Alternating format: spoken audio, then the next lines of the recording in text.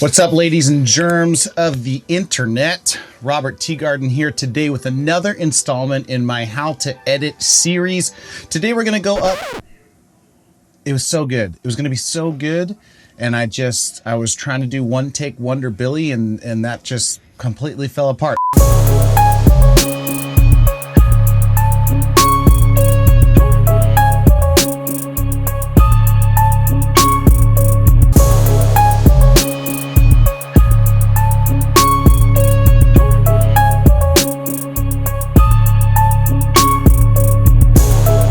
What's up, ladies and germs of the internet? Robert Teegarden back again with another installment in my How to Edit series. Today we're looking at how you would set up your sequences, your timelines, do your clip selections.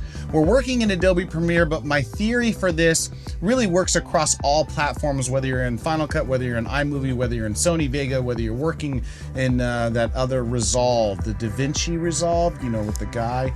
So I'm going to be following along here in Premiere. The thing that I'm trying to get you to do today is to start to implement some good practices in how you set up your edits, how you set up your sequences on timelines so that things run efficiently and effectively, and you really have an idea of really what you're looking for. With this one, what I'm going to do today is focus on an edit that's going to be primarily a 15 to 30 second commercial. With that in mind, we're going to hop on into Premiere and I'm going to start to get everything set up for you guys to see it that way. So as I'm opening up Premiere, we're going to be able to start to think about what my process is going to be with this. As an editor, the thing I'm thinking about constantly is the story. What story am I trying to tell? And I'm assuming that a lot of people are really going to be telling kind of a vlog-ish type of a story or YouTube type of story. And in that instance, it becomes very linear and it's easy to put together. My day started this way, the middle of the day it happened this way, the end of the day it was this way. And that's great as long as you're thinking sequentially through those things. A story is still a story. This one's a little bit more complicated in the sense that there's no actual beginning, middle, and an end. There's no antagonist, there's no protagonist, there's no anything like that. I'm not setting up a particular type of conflict where these things are concerned, but I still do need to have this piece mean something and effectively convey a message. So really that's the thing I'm thinking about all the time when I'm editing is what is the story and does this particular clip, this transition, this audio effect serve the story at all? If not, it's out. As much as I may like it, if it doesn't serve the story in and of itself, I really have to do what's best for the story, not what's best for my ego, what's best for my Instagram page, what's best for my YouTube story. The difference between a professional editor and somebody that's beginning or just putting stuff together is you have a keen understanding of what is best for the story. The story's king, and you serve the story first and foremost, regardless of however cool tricks you can do in here and After Effects and all that different stuff. All right, so now we're back into Premiere. I want to now go through this thing. Hopefully you've seen my file management videos that I put together, one in terms of the hard drive and how I set things up in that way, my folder series. And then the next one in this particular series is how I set up my media and how I name and label my media so that it can be imported into my projects in a very effective and efficient way. So the first thing that I'm doing now that I have an understanding of what my story is I'm going to have to set up a sequence. Several ways that you can do this. You can go up to File, go down to New, and then you can go down to Sequence. You can also hit Control or Command N, and that'll pop up a new sequence window. When you do that, what this asks you is a whole bunch of settings and stuff that, while I do understand it, it's not something I like to play in. It's a bunch of presets that you have based off of what your parameters and what your sequence settings are going to be. But it gives you all these different presets, and you can name your sequence down here. And you would hit OK. I gotta be very honest with you, I've done this once or twice and it didn't really serve me that well. The other thing I'll do is now that I have my folder window set up, I can double click on this folder. As you'll see now in my projects bin over here, I'm looking at all of the individual clips that I have to choose from. Now, usually what I do is I can either grab this particular clip and I can just drag it into that timeline section right there, and it's going to create a sequence for me automatically. It's going to name that sequence the same as the clip itself, and it's going to drop that piece of footage, that clip of footage that I dragged into, or I drug into the timeline window right here into my timeline. Now, it's going to immediately create a sequence right up here in my projects bin, and it's going to dump it inside of my my footage folder that it came from. The other option I have, and this is what I personally use most often, is if I go up to that piece of footage, I'm gonna change it back so I can see which one I'm looking at. The other thing that I do often is I'll just right click on the piece of footage. I'll go down to new sequence from clip. I will hit OK.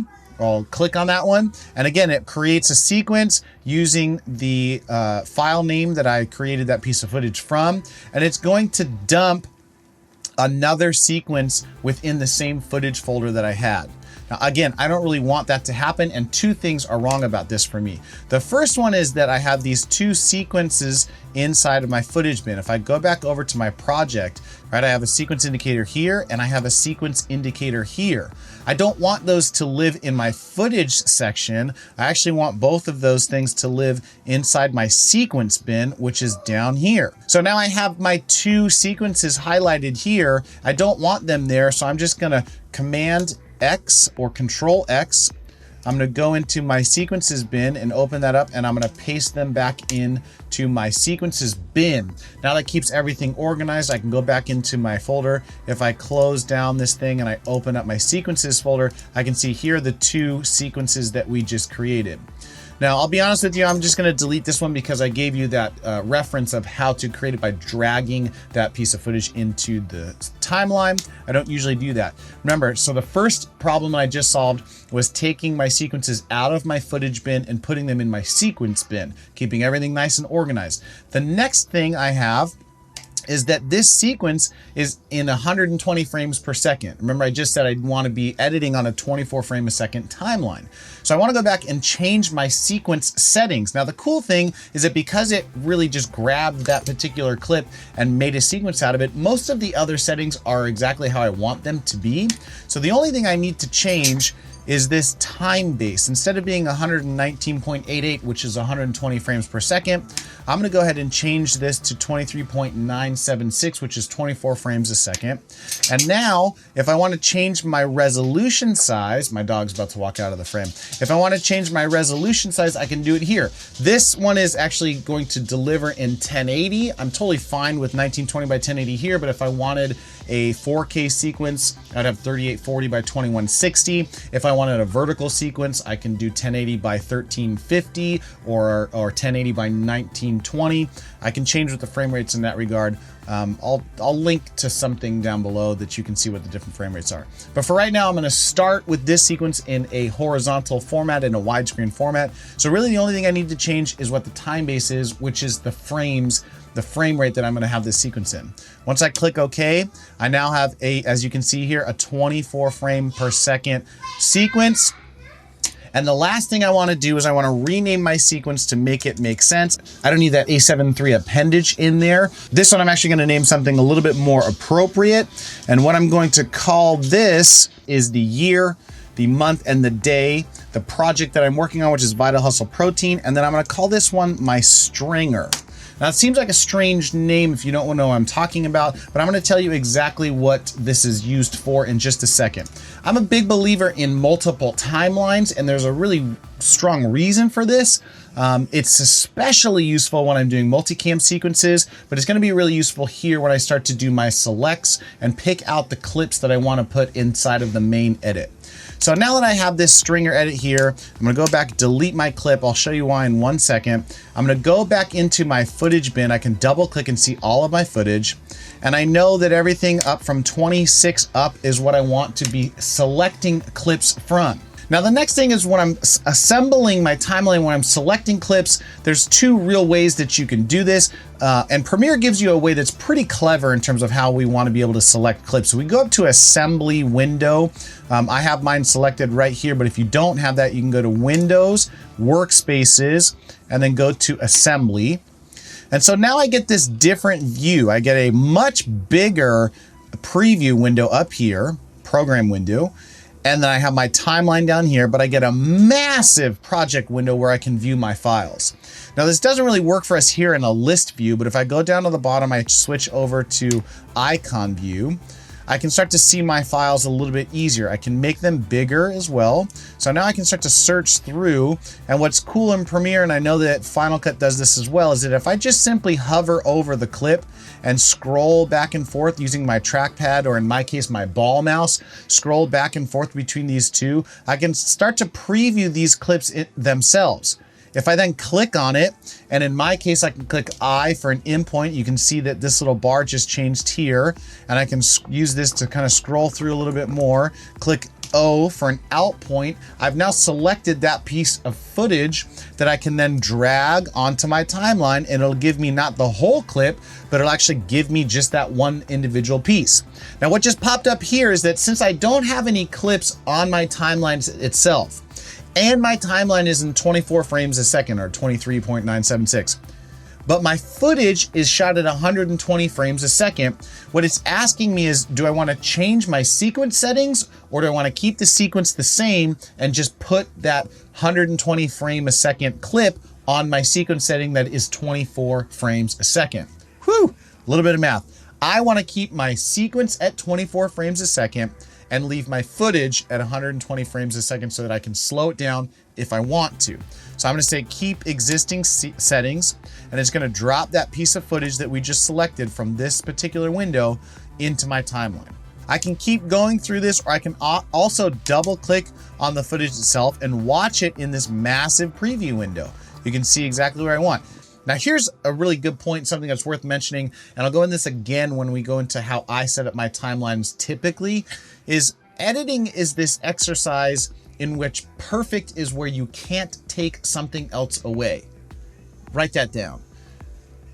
The reason I say this is because oftentimes I see younger editors just leaving footage hanging out in their edit that doesn't need to be there, either before or after the action that I, as a viewer, am really interested in. As a viewer, I have a very short attention span, and now more so than ever in our current landscape, social media driving the fact that we have a shorter attention span for people in short form content. I think we still have a long attention span, but that's a whole other subject. I don't want to get into that right now. So my job as an editor is to keep you engaged, giving you only the bits of the story that are necessary for you to understand exactly what's going on. So that's why assembling clips like this is very important, because what I'm actually doing at this point is searching for that exact in and out point, that exact moment that makes this particular clip work within my sequence, within my edit. Perfect is when you can't take anything else away.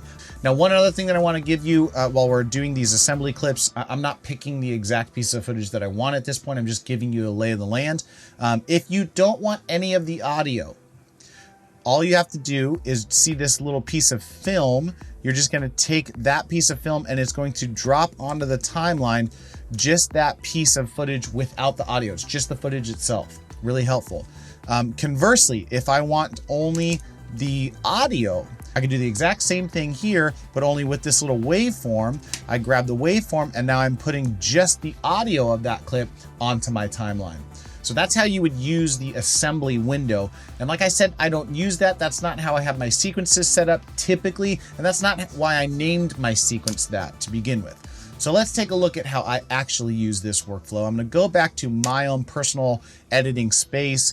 You can do that by going through workspaces and back to editing. But I've already saved my own little preset that kind of keeps me nice, calm, and happy. I'm going to delete these particular clips that we have on that timeline. I'm going to go back to the beginning. And this is how I start to do my sequences when I call them stringers. And to me, this becomes a really effective way of doing things. And I'll show you exactly why in a second. So I'm going to make my thing a little bit smaller. I'm going to take all of the different clips that I shot that are relative to this particular part of my project, and I'm going to drag all of them onto my timeline. Again, it's going to ask me, do you want to keep these existing settings or change the sequence settings? I'm going to keep the existing setting of the sequence. And now I'm going to go back and make this thing very small. The key shortcut that I use for this one is the / or like the vertical line that's here. It's going to shrink my timeline down to see all of the clips on one particular timeline. If I want to move into where my cursor is, I hit it again and it'll zoom in. I can zoom out by hitting that little tilde button right there. I'll give you the keyboard shortcut at the bottom. And so now what I have is almost 10 minutes, 8+ minutes of footage that's there. And I know that I don't need all of that stuff. But the way I do this is I go through and I have every bit of footage that I need on the timeline. And the reason it's called a stringer is because those clips are strung together on my timeline. And now what I'm gonna go through is watch each individual clip, and I'm gonna make sure that I start to pick out the pieces of that clip, the piece of that footage that I want to use. So now, I know that I'm gonna make a cut here, hit C on the keyboard. I'm gonna hit my razor right here. I'm gonna start this clip here. I'm gonna let them walk through a little bit. And now I can make another cut by hitting Control or Command K or using my blade tool. And now that I know that that's a piece that I want to use, I'm actually just going to pull this up onto my timeline and know that that is a piece of footage that I want to use in my production. And then I'm going to go through and watch the rest of my sequence and pick out all the individual pieces of this particular sequence that I want. And what I'm going to have left is a sequence that on the top V2 layer are all of the clips that I want to use, and on the bottom are the ones that are going to be trashed that I don't need anymore. Okay, so I'm going to go ahead and I'm going to do that. I'm going to come back when I finish that particular section. I'm going to tell you what my next step would be in looking at my stringer timeline.